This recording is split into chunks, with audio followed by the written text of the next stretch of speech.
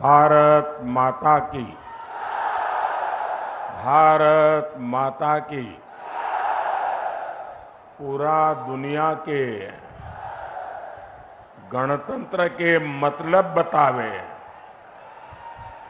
आज सिखावे वाला हाजीपुर के ई महान धरती के प्रणाम करहित हते।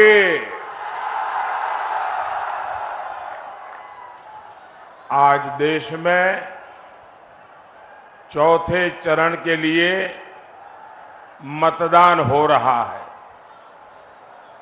मेरा सभी मतदाताओं से अनुरोध है कि वो ज्यादा से ज्यादा वोटिंग करें। ये चुनाव लोकतंत्र के एक महापर्व होता है और ज्यादा मतदान इसकी शोभा और बढ़ा देता है और आपका एक एक वोट ये हमारे लोकतंत्र का गहना बन जाता है।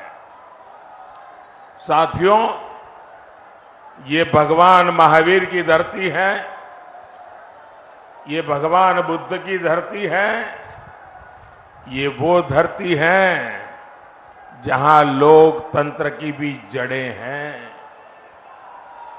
और ये वो धरती है वहां रामचौरा मंदिर भी है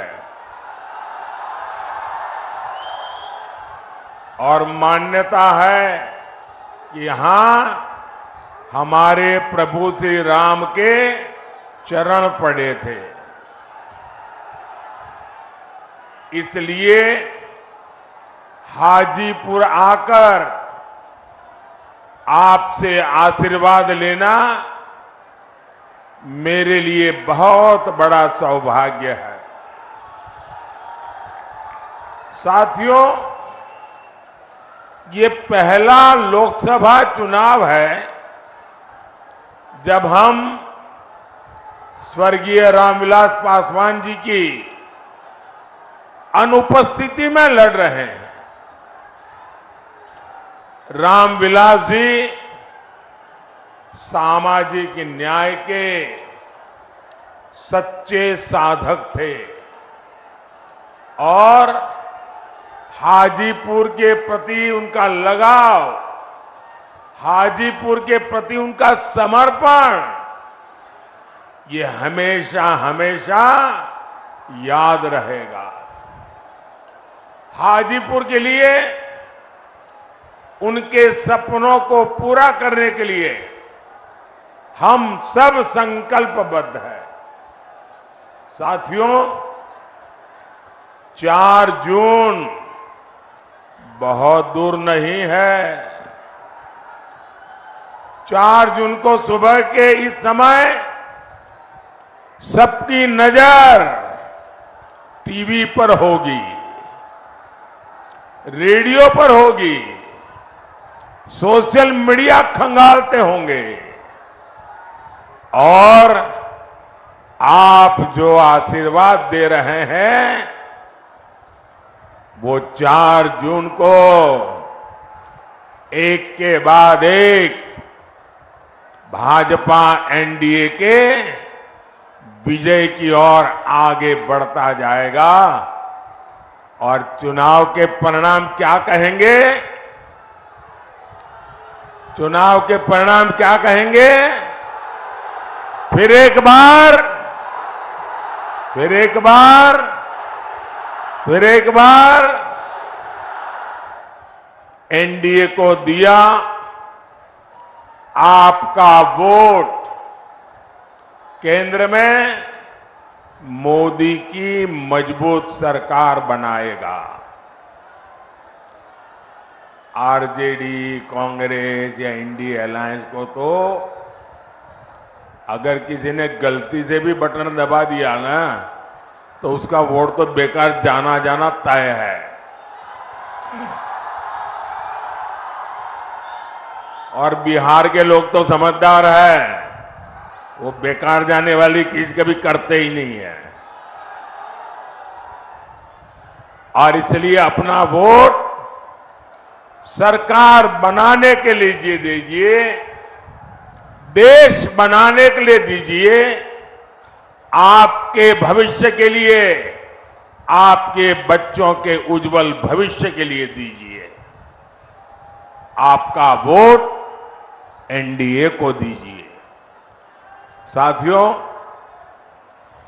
बिहार के लोगों के सामर्थ्य और बिहार के लोगों की समझदारी का मैं बहुत सम्मान करता हूं, लेकिन मुझे ये देखकर दुख भी होता है कि सामाजिक न्याय के नाम पर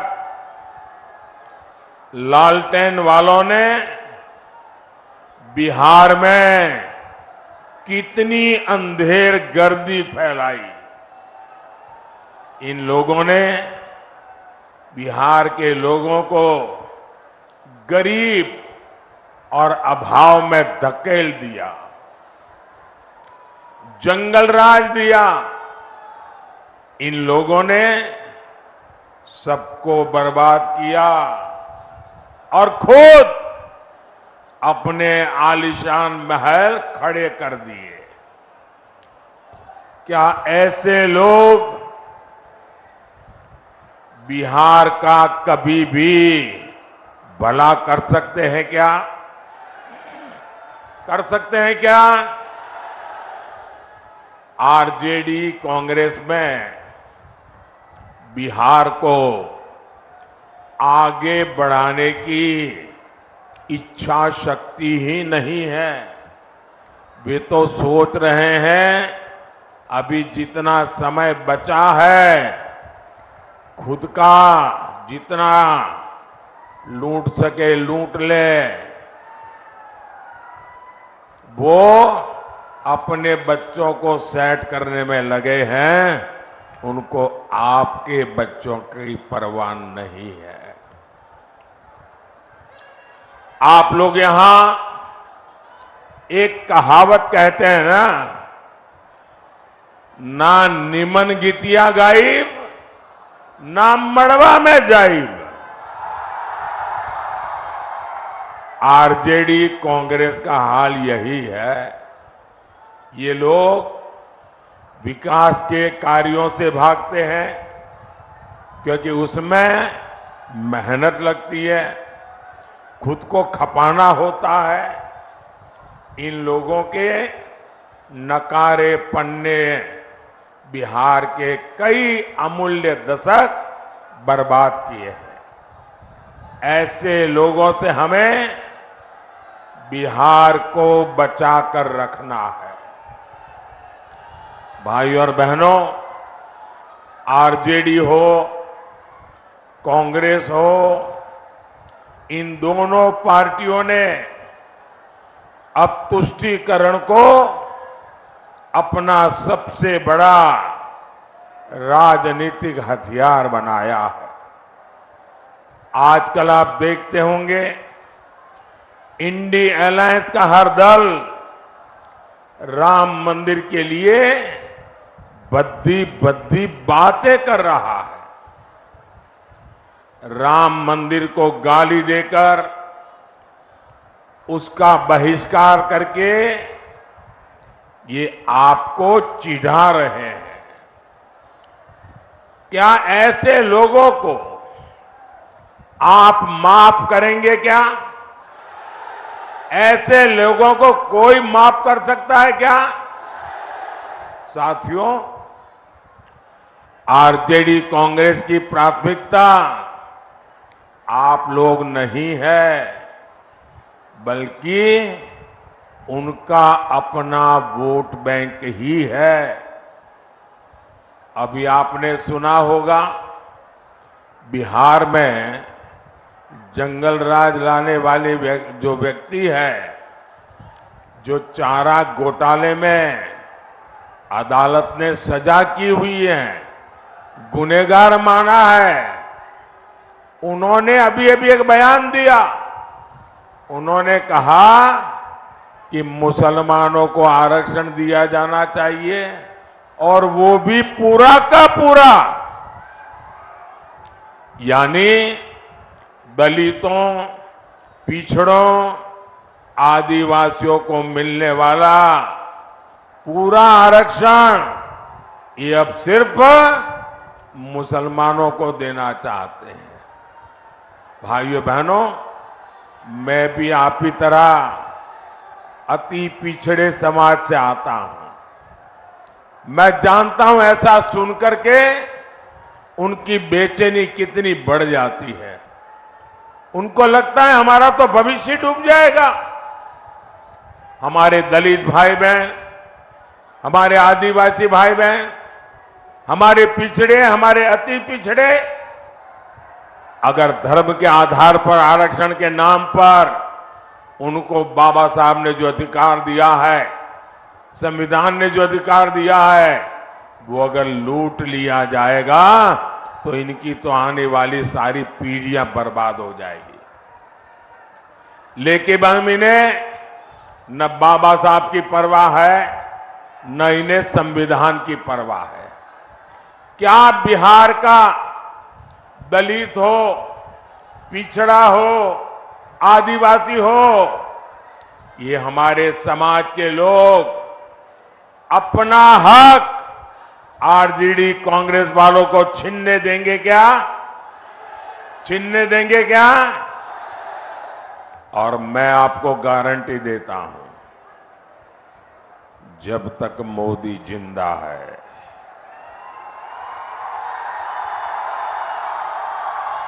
ये आपके अधिकारों पर डाका नहीं डाल सकते। ये आपके आरक्षण को छीन नहीं सकते।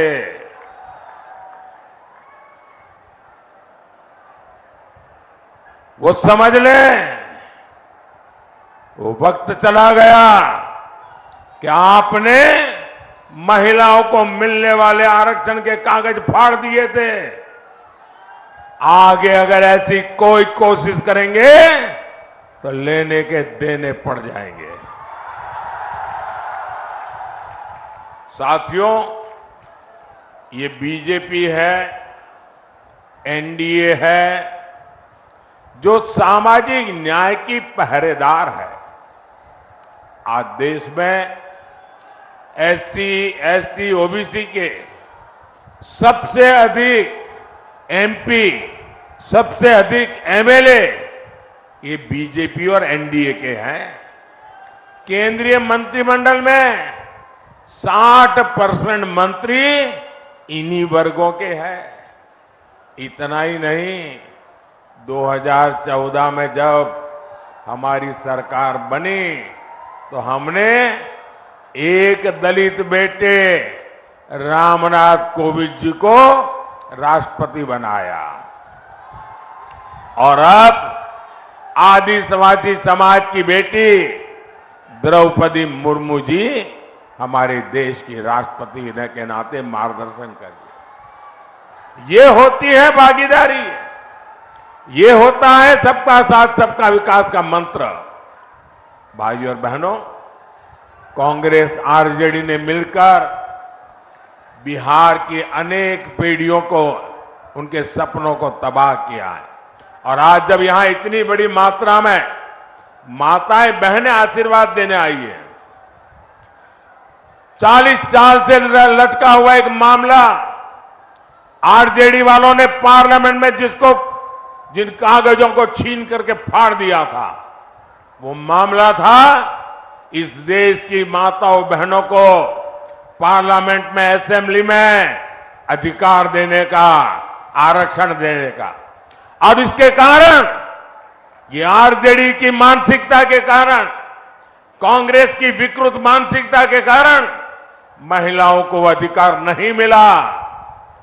ये आपका भाई, माता, ये आपका बेटा, आपने जब मुझे वहां सेवा करने के लिए भेजा ना, मैंने नई संसद बनते ही महिलाओं के लिए आरक्षण का भी काम पूरा कर दिया है।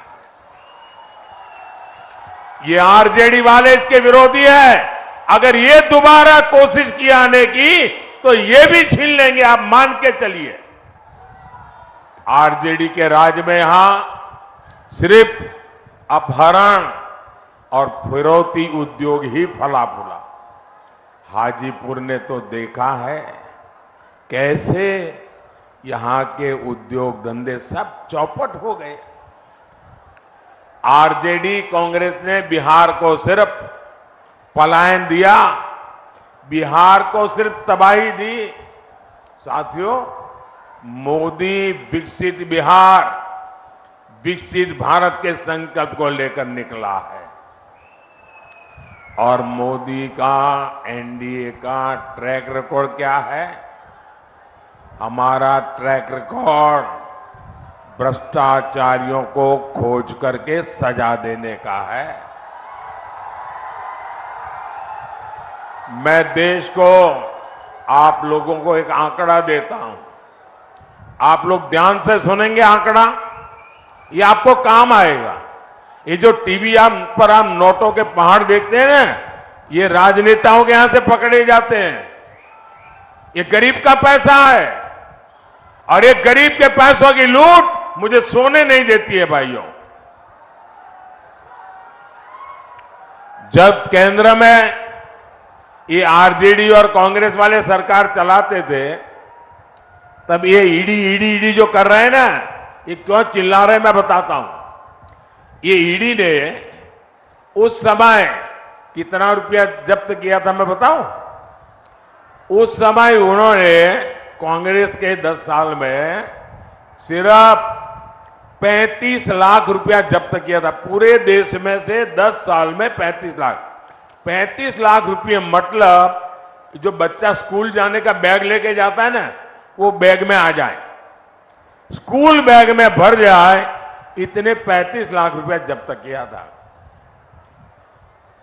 और चोरी करने वाले चोरी कर रहे थे। मोदी ने, ये जो चोरों ने रुपया पैसा गरीबों का लूटा है, उनके यहां सर्च की। 10 साल में मोदी ने कितना रुपया जब्त किया बताऊं?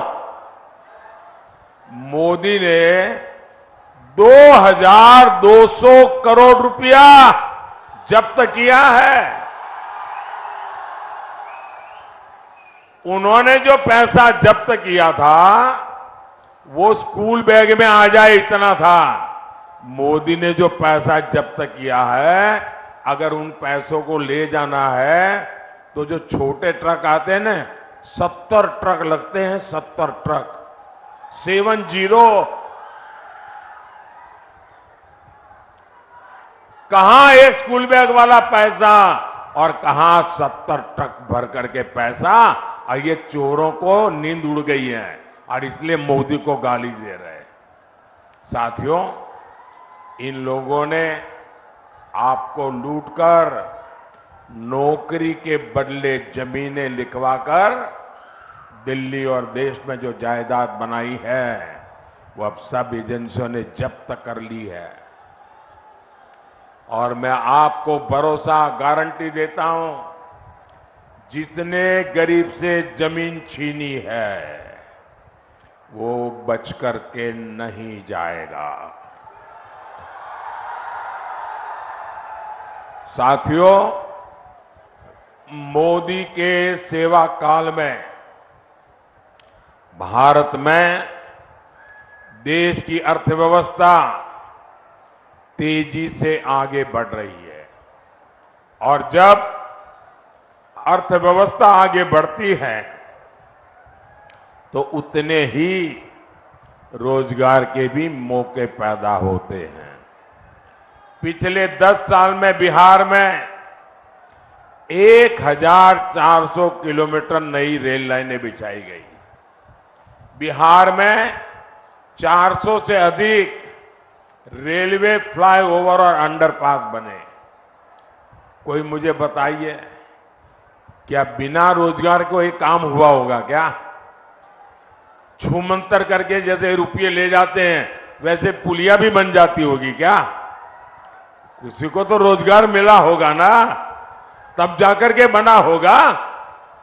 पिछले 10 साल में बिहार में 3,300 किलोमीटर के नेशनल हाईवे बने हैं। मुझे कोई बताए भाई बुद्धिमान, 3,300 किलोमीटर हाईवे क्या बिना रोजगार दिए बन जाते हैं क्या?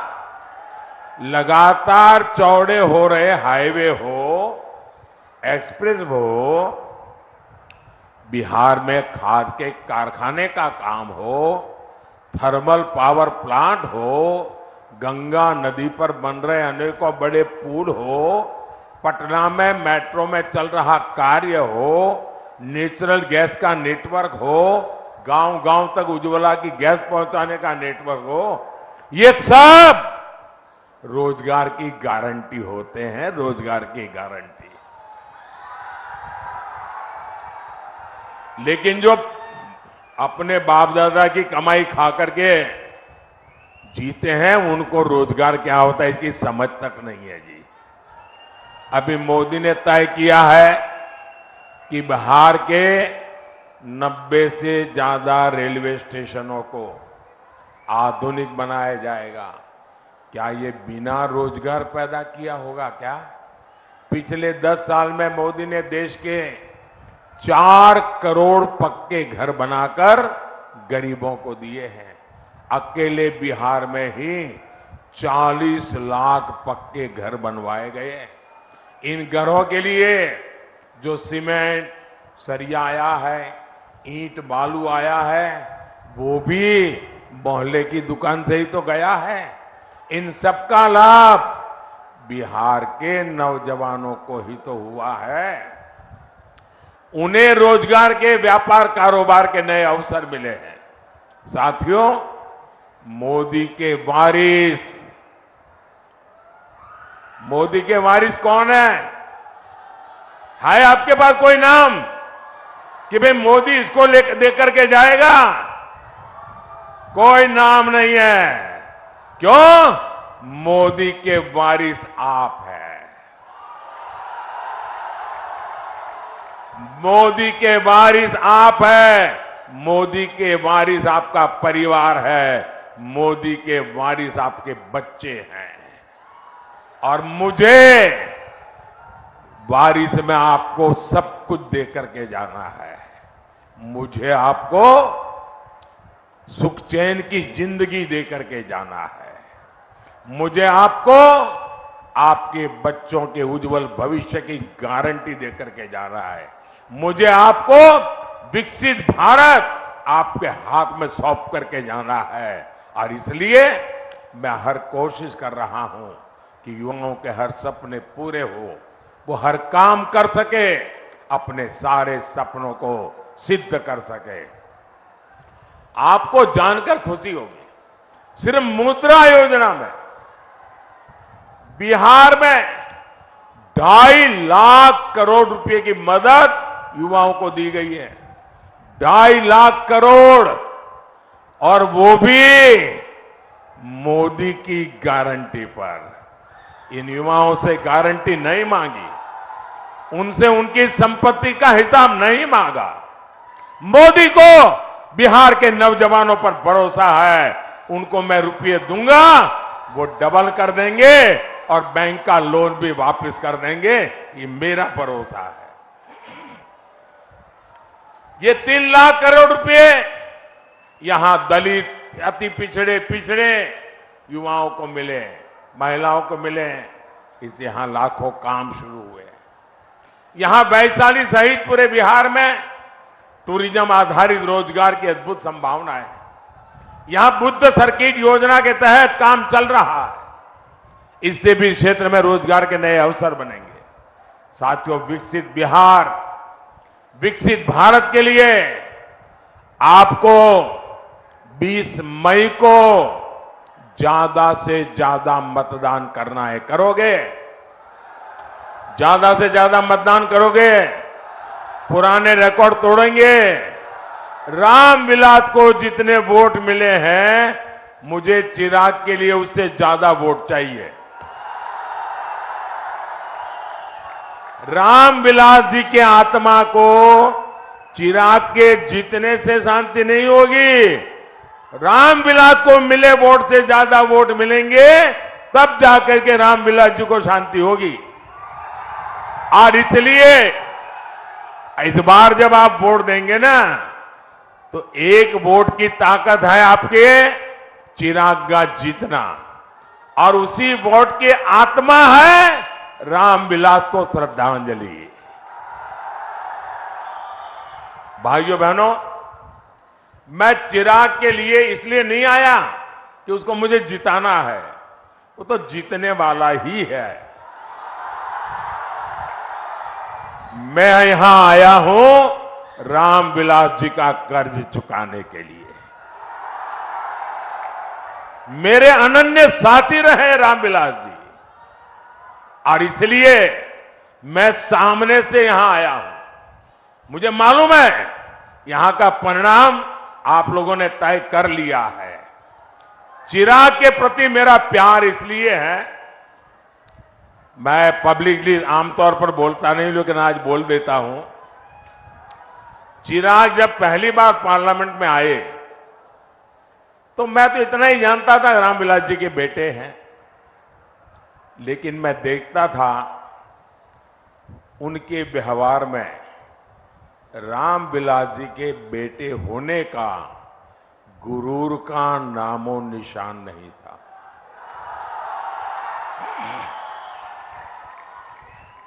ये बहुत बड़ी बात है, और मैं इसके लिए उनकी माता जी को सारे क्रेडिट देता हूं।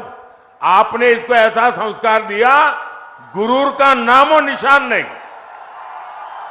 दूसरी बात, मैंने एक बार हमारी कैबिनेट में कही थी, शायद चिराग को भी पता नहीं होगा, रामविलास जी कैबिनेट में थे। मैंने कहा कि मैं देखता हूं कि चिराग जब पार्लियामेंट चलती है वो पूरे दिन सदन में बैठता है। सॉरी, मैं जरा तूतारी कर देता हूं कि मैंने उसको बेटे की तरह देखा है, वरना वो हमारे माननीय सांसद है। पूरा समय पार्लियामेंट में वो बैठते थे 14 से 19। मैंने कैबिनेट में कहा, मैंने कहा देखिए भाई, इस बच्चे में सीखने की, जानने की इतनी लगन है, वो एक एमपी के रूप में इतना कोशिश कर रहा है सीखने की, और मैं मानता हूं एक सांसद के रूप में चिराग सफल सांसद है। आपके इस बिहार के सच्चे प्रतिनिधि है, और इसलिए आप जब चिराग को वोट देंगे ना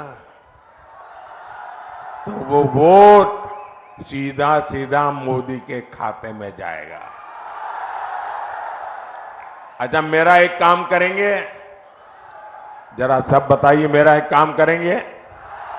ऐसे नहीं, चिराग की बात कर रहा हूं तो बड़ा उत्साह आ जाता है, मेरी बात करता हूं ठंडे पड़ जाते हो। जरा हाथ ऊपर करके बताइए, मेरा काम करोगे? देखिए, यहां से जाने के बाद ज्यादा से ज्यादा घरों में जाइए, ज्यादा से ज्यादा परिवारों में जाइए, और जाकर के कहिए कि मोदी जी आए थे, मोदी जी ने आपको जय श्री राम कहा है, मेरा जय श्री राम पहुंचा दीजिए, मेरा जय श्री राम पहुंचा दीजिए। बोलो भारत माता की, भारत माता की, भारत माता की। बहुत बहुत धन्यवाद। For more of such videos, do like, share and subscribe to ET Now Swadesh.